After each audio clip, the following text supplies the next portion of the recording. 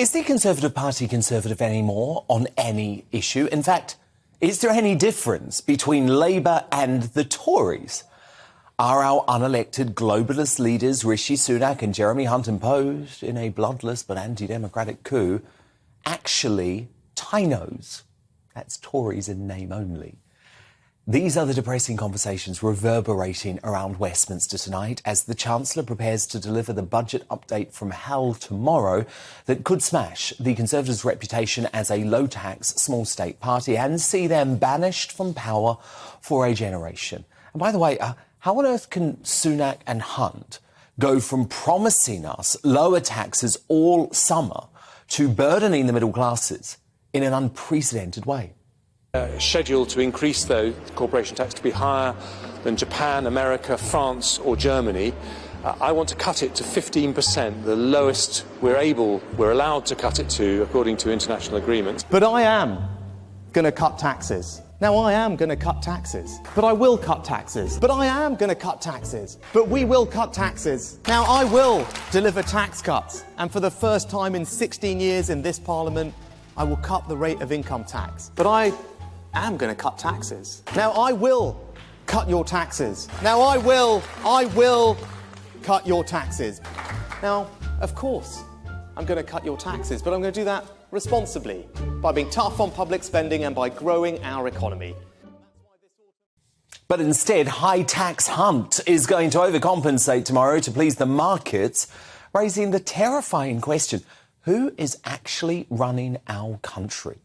And do not tell me the Truss mini-budget is behind the U-turn after the government unnecessarily splashed £450 billion around while forcing us to stay at home and stop working thanks to a virus with a 99.8% survival rate. Of course, you're not hearing this narrative in our largely corrupt MSM, which conspired with the political establishment, Blob and international organisations like the IMF to depose two Prime Ministers, and Boris Johnson and Liz Truss, in quick succession. But former Cabinet Ministers loyal to Boris and Truss are privately seething. One told me they are sitting back and waiting for Hunt's budget to implode as Conservative MPs begin a mass revolt against the very values of their party being torn up. The fight for the soul of the Tories, with the true blue MPs taking on the Tinos, it could soon get ugly. And actually, we saw the first signs of what might be to come today from Esther McVeigh during PMQ's. Watch. If the government has got enough money to proceed with HS2 at any cost, then it has sufficient money not to increase taxes. If, however, it has so little money it has to increase taxes, which is a last thing for a Conservative government to do, then it doesn't have sufficient money for HS2. Yeah. So can I gently urge the Deputy Prime Minister not to ask Conservative MPs to support any tax rises unless and until this unnecessary vanity project is scrapped? Because I, for one, won't support them.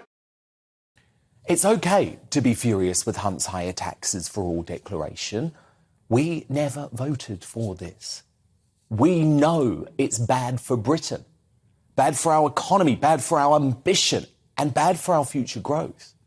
It's the gutless way out of making the genuine reforms needed to ensure the UK becomes great again.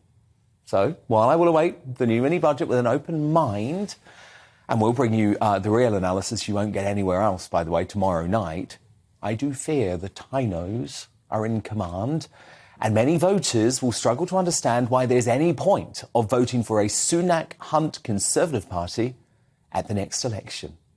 To respond now, my superstar panel.